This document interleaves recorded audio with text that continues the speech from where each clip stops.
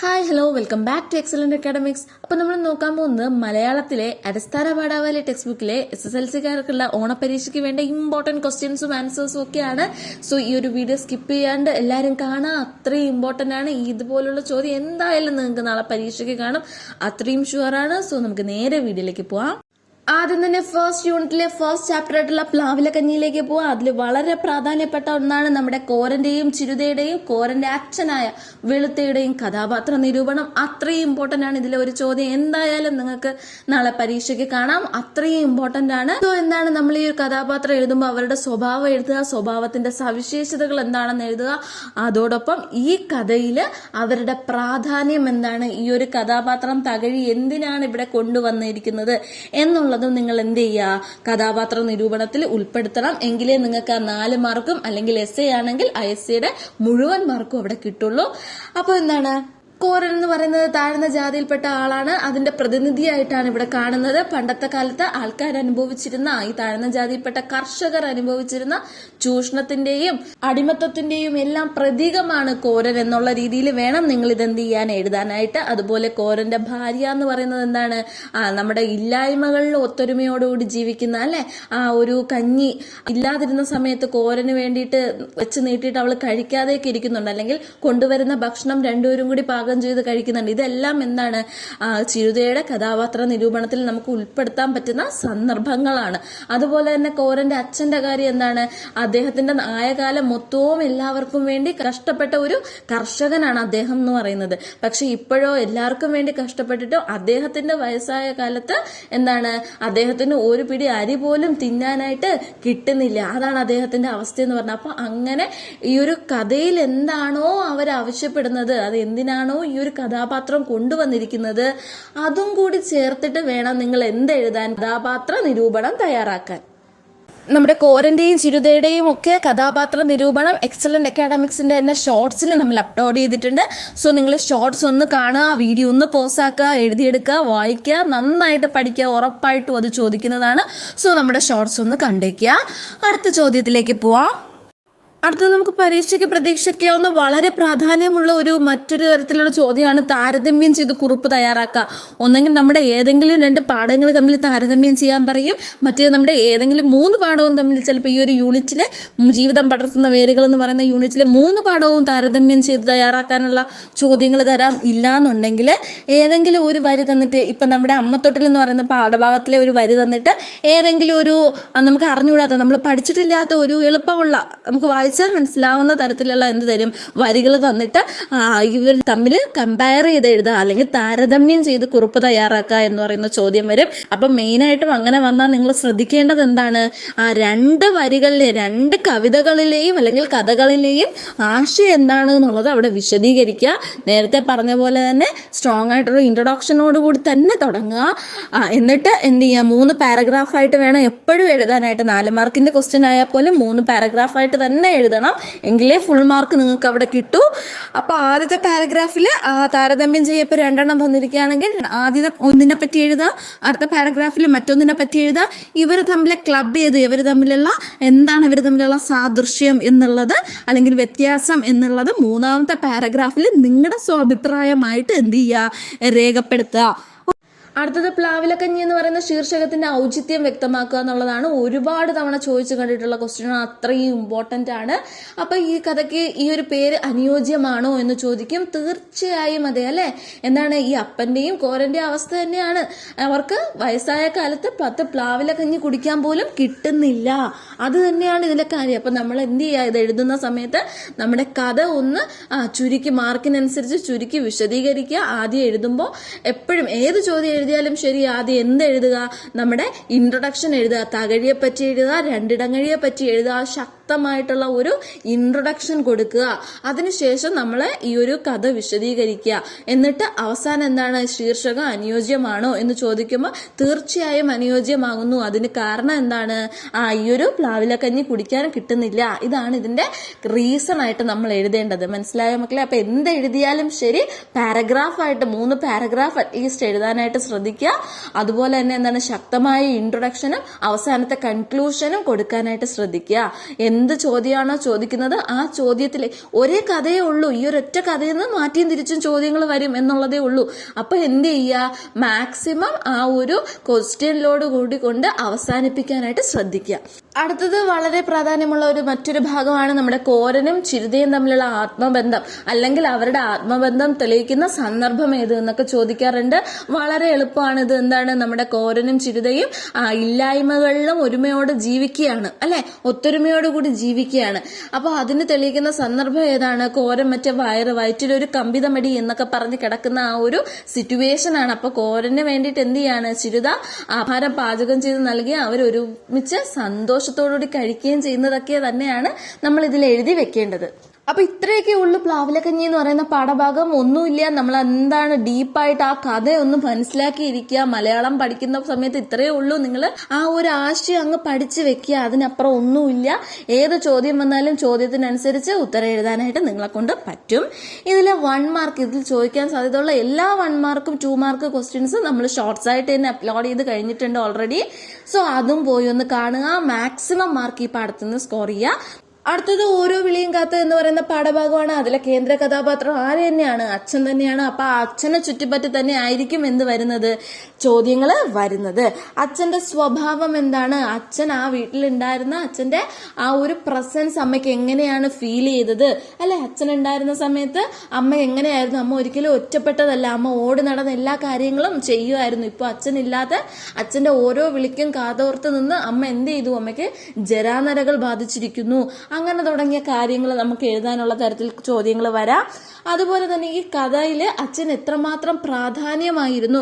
ഈ കഥ കൊണ്ടുപോകുന്നത് ആര് തന്നെയാണ്? അച്ഛൻ തന്നെയാണ്, അല്ലെ?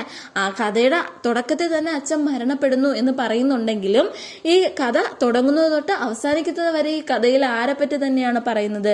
നമ്മുടെ അച്ഛനെ പറ്റി തന്നെയാണ് പറയുന്നത്. അപ്പൊ അതുപോലെ തന്നെ കഥാപാത്ര നിരൂപണവും ഈ കഥ തന്നെയാണ് കഥാപാത്ര നിരൂപണം എന്ന് പറയുന്നത്, അല്ലെ? അതിൽ മെയിനായിട്ട് നിങ്ങൾ എഴുതേണ്ട കാര്യം എന്താണ്? അച്ഛൻ ജീവിച്ചിരുന്ന സമയത്ത് കിടന്ന കിടപ്പിലും എന്ത് ചെയ്യായിരുന്നു? കഞ്ഞിപ്പാടത്തെ വെയിലിന്റെ വേലിയേറ്റവും കമുകിൻ തോട്ടത്തിലെ രാത്രി വാവലുകളുടെ ഒച്ചയൊക്കെ അച്ഛൻ കേട്ടിരുന്നില്ലേ? ആ കാര്യങ്ങൾ ആ ഒരു പാരഗ്രാഫ് ടെക്സ്റ്റിലുണ്ട്. ആ ഒരു പാരഗ്രാഫ് നിങ്ങൾ കാണാതെ തന്നെ പഠിച്ചു വെക്കുക. ആ കാര്യങ്ങൾ ഈ ഒരു സിറ്റുവേഷൻസ് ചോദിച്ചാൽ, അച്ഛനെ പറ്റി എന്ത് ചോദിച്ചാലും എഴുതാനായിട്ട് ശ്രദ്ധിക്കുക, പ്രത്യേകിച്ച് കഥാപാത്ര നിരൂപണം എഴുതുമ്പോൾ. അടുത്തത് വളരെ ഇമ്പോർട്ടന്റ് ആയിട്ടുള്ള ചോദ്യമാണ്, പലതവണ ചോദിച്ചു കണ്ടിട്ടുള്ളതാണ്. ഏതോ ദിശയിൽ നിന്ന് അടിച്ചെത്തിയ കാറ്റിൽ ശബ്ദങ്ങളുടെ കരിയിലകൾ അപ്പാടെ പാറിപ്പോയി. ആശയം വിശദീകരിക്കുക. എന്താണ്? നമ്മുടെ അച്ഛനെ പറ്റി തന്നെയാണ് ഈ ഒരു സന്ദർഭത്തിൽ പറയുന്നത്, അല്ലെ? അച്ഛനെന്ന് പറയുന്നത്, അച്ഛന്റെ ശബ്ദം, അച്ഛന്റെ സാന്നിധ്യം എന്ന് പറയുന്നത് ആ വീട്ടിൽ എല്ലായിടത്തും ഉണ്ടായിരുന്നതാണ്.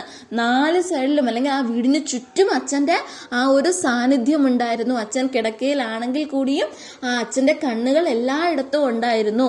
അമ്മയ്ക്ക് ഒരു സ്ട്രോങ് ആയിട്ടുള്ള അല്ലെങ്കിൽ ഒരു ശക്തിയുള്ള ഒരു ആളായിരുന്നു ആര്? അച്ഛനെന്ന് പറയുന്നത്. അമ്മയുടെ ശക്തിയായിരുന്നു അച്ഛനെന്ന് പറയുന്നത്, അല്ലെ? അപ്പൊ അദ്ദേഹം എന്ത് ചെയ്യാണ്? ഇപ്പൊ ഇല്ല. അതാണ് പറയുന്നത്. എന്താണ്? ഏതോ ദിശയിൽ നിന്ന് വന്നെത്തിയ കരിയിലയുടെ ആ ശബ്ദം, ആ കരിയിലകൾ തമ്മിൽ അങ്ങോട്ടും ഇങ്ങോട്ടും അടിച്ചുണ്ടാക്കുന്ന ശബ്ദം അച്ഛന്റെ ശബ്ദം എന്നാണ് അവിടെ സൂചിപ്പിക്കുന്നത്. അപ്പൊ ആ കരിയില എന്ത് ചെയ്തു? ഏതോ ദിശയിൽ നിന്ന് വന്നിട്ട് കാറ്റ് കൊണ്ടുപോയി. അതായത് ആ ശബ്ദം ഉണ്ടാക്കുന്ന അച്ഛൻ എന്ത് ചെയ്തു? മരണപ്പെട്ടു എന്നുള്ളതാണ് ഇവിടെ പറയുന്നത്. ഈ കഥയിൽ നിന്ന് മകനെ പറ്റിയും അമ്മയെ പറ്റിയും ഒക്കെ വരാനുള്ള ചോദ്യങ്ങളുടെ ചാൻസ് വളരെ കുറവാണ്. ഇതിലെ കേന്ദ്ര കഥാപാത്രം അച്ഛനായതുകൊണ്ട് തന്നെ അച്ഛനിലൂടെയാണ് ഈ കഥകൾ മുന്നോട്ട് പോകുന്നത്. അപ്പൊ അച്ഛനെ പറ്റിയോ അല്ലെങ്കിൽ അച്ഛന്റെ ആ ഒരു പ്രസൻസിനെ പറ്റിയൊക്കെ തന്നെയായിരിക്കും തീർച്ചയായും ഇതിന്ന് ചോദിക്കുക.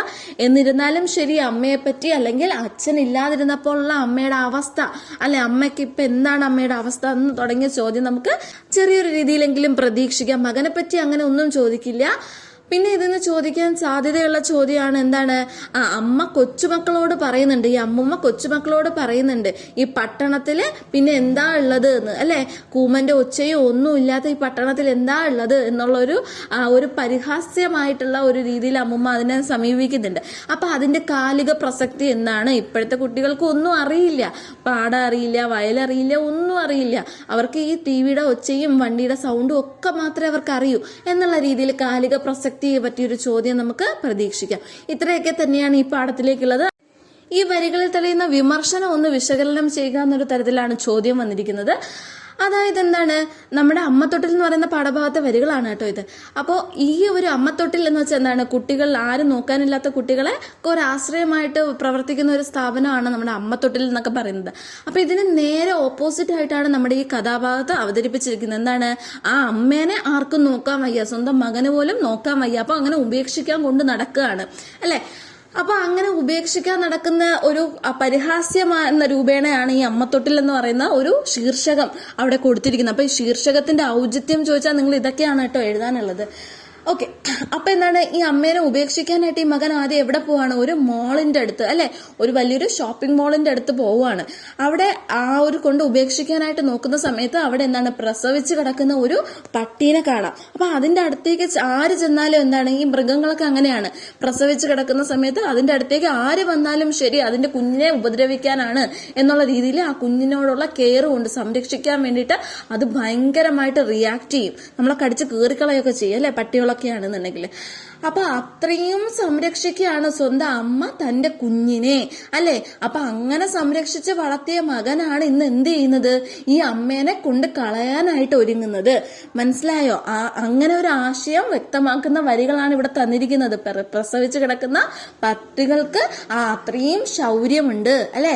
പക്ഷെ ഈ മകൻ എന്ത് ചെയ്യാണ്, അങ്ങനെ അത്രയും ആർക്കും കൊടുക്കാതെ, കാക്കയ്ക്കും പൂച്ചയ്ക്കും ഒന്നും കൊടുക്കാതെ കണ്ണില് കൃഷ്ണമണി പോലെ നോക്കിയ ഈ മകൻ ഇപ്പൊ അമ്മേനെ ഉപേക്ഷിക്കാൻ നടക്കുന്നതാണ് ഇവിടുത്തെ സന്ദർഭം എന്ന് പറയുന്നത്. അപ്പൊ ഇന്നത്തെ കാലഘട്ടത്തിലെ ഒരു വൃത്തികെട്ട ഒരു ചിന്താഗതിയാണ് സ്വന്തം അച്ഛനമ്മേനെ നോക്കാതെ ഇങ്ങനെ കൊണ്ട് ഉപേക്ഷിക്കുന്നത്. അപ്പൊ ഇതിൽ നിന്നൊക്കെ വരാനുള്ള ചോദ്യങ്ങളാണ് ശീർഷകത്തിന്റെ ഔചിത്യം, അതുപോലെ തന്നെ കാലിക പ്രസക്തി അല്ലെ, തുടങ്ങിയ ചോദ്യങ്ങളൊക്കെ നമുക്ക് ഈ ഒരു സന്ദർഭത്തിൽ നിന്ന് തന്നെ പ്രതീക്ഷിക്കാവുന്നതാണ്. അടുത്തത് നമുക്ക് പരീക്ഷയ്ക്ക് പ്രതീക്ഷിക്കാവുന്ന വളരെ പ്രാധാന്യമുള്ള മറ്റൊരു തരത്തിലുള്ള ചോദ്യമാണ് താരതമ്യം ചെയ്ത് കുറിപ്പ് തയ്യാറാക്കുക. ഒന്നെങ്കിൽ നമ്മുടെ ഏതെങ്കിലും 2 പാഠങ്ങൾ തമ്മിൽ താരതമ്യം ചെയ്യാൻ പറയും, മറ്റേത് നമ്മുടെ ഏതെങ്കിലും 3 പാഠവും തമ്മിൽ, ചിലപ്പോൾ ഈ ഒരു യൂണിറ്റിലെ ജീവിതം പടർത്തുന്ന വേരുകൾ എന്ന് പറയുന്ന യൂണിറ്റിലെ 3 പാഠവും താരതമ്യം ചെയ്ത് തയ്യാറാക്കാനുള്ള ചോദ്യങ്ങൾ തരാം. ഇല്ലാന്നുണ്ടെങ്കിൽ ഏതെങ്കിലും ഒരു വരി തന്നിട്ട്, ഇപ്പൊ നമ്മുടെ അമ്മത്തൊട്ടിൽ എന്ന് പറയുന്ന പാഠഭാഗത്തിലെ ഒരു വരി തന്നിട്ട് ഏതെങ്കിലും നമുക്ക് അറിഞ്ഞുകൂടാത്ത, നമ്മൾ പഠിച്ചിട്ടില്ലാത്ത ഒരു എളുപ്പമുള്ള, നമുക്ക് വായിച്ചാൽ മനസ്സിലാവുന്ന തരത്തിലുള്ള എന്ത് തരും, വരികൾ തന്നിട്ട് ഇവർ തമ്മിൽ കമ്പയർ ചെയ്ത് എഴുതുക അല്ലെങ്കിൽ താരതമ്യം ചെയ്ത് കുറിപ്പ് തയ്യാറാക്കുക എന്ന് പറയുന്ന ചോദ്യം വരും. അപ്പൊ മെയിനായിട്ടും അങ്ങനെ വന്നാൽ നിങ്ങൾ ശ്രദ്ധിക്കേണ്ടത് എന്താണ്, ആ 2 വരികളിലെ 2 കവിതകളിലെയും അല്ലെങ്കിൽ കഥകളിലെയും ആശയം എന്താണ് എന്നുള്ളത് അവിടെ വിശദീകരിക്കുക. നേരത്തെ പറഞ്ഞ പോലെ തന്നെ സ്ട്രോങ് ആയിട്ടുള്ള ഇൻട്രൊഡക്ഷനോട് കൂടി തന്നെ തുടങ്ങുക. എന്നിട്ട് എന്ത് ചെയ്യുക, 3 പാരഗ്രാഫായിട്ട് വേണം എപ്പോഴും എഴുതാനായിട്ട്. 4 മാർക്കിന്റെ ക്വസ്റ്റ്യൻ ആയാൽ പോലും 3 പാരഗ്രാഫായിട്ട് തന്നെ എഴുതണം, എങ്കിലേ ഫുൾ മാർക്ക് നിങ്ങൾക്ക് അവിടെ കിട്ടൂ. അപ്പൊ ആദ്യത്തെ പാരഗ്രാഫിൽ താരതമ്യം ചെയ്യപ്പോ 2 തന്നിരിക്കുകയാണെങ്കിൽ 2 ആദ്യത്തെ ഒന്നിനെ പറ്റി എഴുതാം, അടുത്ത പാരഗ്രാഫിൽ മറ്റൊന്നിനെ പറ്റി എഴുതാം. ഇവർ തമ്മിലെ ക്ലബ് ചെയ്ത് ഇവർ തമ്മിലുള്ള സാദൃശ്യം എന്നുള്ളത് അല്ലെങ്കിൽ വ്യത്യാസം എന്നുള്ളത് 3ാമത്തെ പാരഗ്രാഫിൽ നിങ്ങളുടെ സ്വാഭിപ്രായമായിട്ട് എന്ത് ചെയ്യുക, രേഖപ്പെടുത്തുക. ഒരു ഉദാഹരണം നമുക്കിവിടെ നോക്കാം. ഒന്നിനും കൊള്ളാത്തവൻ എന്ന ഇവൾ പഴി പറഞ്ഞേക്കാം, മടങ്ങാതെ വയ്യ. ഇത് ഏതിലെ വരികളാണ്? അമ്മത്തൊട്ടിൽ എന്ന് പറയുന്ന പാഠഭാഗത്തിലെ വരികളാണ്. എന്താണ്, അമ്മേനെ കൊണ്ട് കളയാണ്ട് തിരിച്ച് വീട്ടിൽ വന്നാൽ ഭാര്യ ആ മകനെ എന്ത് പറയാം, ഒന്നിനും കൊള്ളാത്തവൻ എന്ന് പറഞ്ഞേക്കാം എന്ന് പറയുന്ന ഒരു സന്ദർഭമാണിത്. അടുത്തത് നോക്കിയേ, ഇവിടെ അമ്മയെ തനിച്ചു നിർത്തിയിട്ട് എങ്ങനെയാ പോവാ എന്ന് പറയുന്നത് എന്താണ്, നമ്മുടെ ഓരോ വിളിയും കാത്ത് എന്ന് പറയുന്ന പാഠത്തിലെ മകന്റെ ചിന്തയാണ് അല്ലെ. അച്ഛൻ മരിച്ചു, അമ്മ ആ വലിയൊരു വീട്ടിലെ തനിച്ചാണ്, അപ്പൊ അമ്മേനെ ഇവിടെ നിർത്തിയിട്ട് എങ്ങനെയാ പോവാ എന്ന് പറയുന്ന മകന്റെ ചിന്താഗതിയാണ്. അടുത്തത് നോക്കിയ, അപരാധബോധം കോരന്റെ ഹൃദയത്തെ നോവിച്ചു. വൃദ്ധനെ തകഴിയിൽ തനിച്ചു നിർത്തിയിട്ട് താൻ തന്റെ സുഖം തേടി പെണ്ണുമായി മറുനാട്ടിൽ പോകുന്നു. ഇതെന്ന് പറയുന്നത് എന്താണ്, നമ്മുടെ പ്ലാവിലക്കഞ്ഞി എന്ന് പറയുന്ന പാഠഭാഗത്തിലുള്ളതാണ്. കോരന്റെ ഭാര്യയുമായി പ്രണയത്തിലാവുകയാണ്. അത് തടഞ്ഞ നമ്മുടെ ഈ കോരന്റെ അച്ഛനെ തനിച്ചാക്കിയിട്ട് പെണ്ണുമായിട്ട് കോരൻ മറുനാട്ടിലേക്ക് താമസിക്കാൻ പോവാണ്. അങ്ങനെയാണ് നമ്മുടെ പാഠഭാഗത്തിന്റെ ഒരു തുടക്കം എന്ന് പറയുന്നത്. അപ്പോൾ ആ ഒരു സന്ദർഭമാണ് ഇവിടെ പറഞ്ഞത്. 3ലും എന്താണ് നമുക്ക് മനസ്സിലാവുന്നത്, ഒന്നില് അമ്മേനെ കളയാനായിട്ട് ശ്രമിക്കുന്ന മകൻ, മറ്റൊന്നിലോ അച്ഛനെയും അല്ലെങ്കിൽ അമ്മയെയും ഒക്കെ തനിച്ചാക്കിയിട്ട് പോകുമ്പോൾ അതിന്റെ വിഷമം ഉള്ളിൽ ഒതുക്കി നിൽക്കുന്ന മക്കള് അല്ലെ. ഇതിനെ നമ്മൾ എന്തുമായിട്ട് കണക്ട് ചെയ്ത്, നമുക്ക് കാലിക പ്രസക്തിയായിട്ടാണ് കണക്ട് ചെയ്ത് എഴുതാറുള്ളത്. അതായത് പണ്ടത്തെ കാലത്തെ ആൾക്കാരെന്ന് പറയുന്നത് അച്ഛനും അമ്മയ്ക്കും ബന്ധങ്ങൾക്കും ഒക്കെ വില കൊടുക്കുന്നവരായിരുന്നു. പക്ഷെ ഇന്നത്തെ കാലത്ത് എങ്ങനെയാണ്, ആർക്കും ഒന്നിനും വില കൊടുക്കാണ്ട് അച്ഛനും അമ്മയോട് ഒരു സ്നേഹം ഇല്ലാണ്ട് അവരെന്ത് ചെയ്യാണ്, കൊണ്ട് കളയാനായിട്ടൊക്കെ നടക്കുന്ന ഇപ്പോഴത്തെ സമൂഹത്തെ പറ്റിയ ഒരു കാലിക പ്രസക്തി എന്നുള്ള രീതിയിൽ വേണം നിങ്ങളിത് എഴുതി അവസാനിപ്പിക്കാനുള്ളത്. അടുത്തത് നമ്മുടെ കൊച്ചുചക്കരിച്ചി എന്ന് പറയുന്ന പാഠഭാഗത്തിലെ പ്രധാനപ്പെട്ട ചോദ്യമാണ്. ഇതിൽ പ്രധാനമായും ആദ്യം നമുക്ക് ശ്രദ്ധിക്കേണ്ടത് എന്താണ്, 2 പാഠഭാഗങ്ങൾ തന്നിട്ട് എന്ത് ചെയ്യുക, താരതമ്യം ചെയ്ത് കുറിപ്പ് തയ്യാറാക്കുക എന്ന രീതിയിലൊരു ചോദ്യം നമുക്ക് എന്തായാലും ഇതിൽ നിന്ന് പ്രതീക്ഷിക്കാവുന്നതാണ്.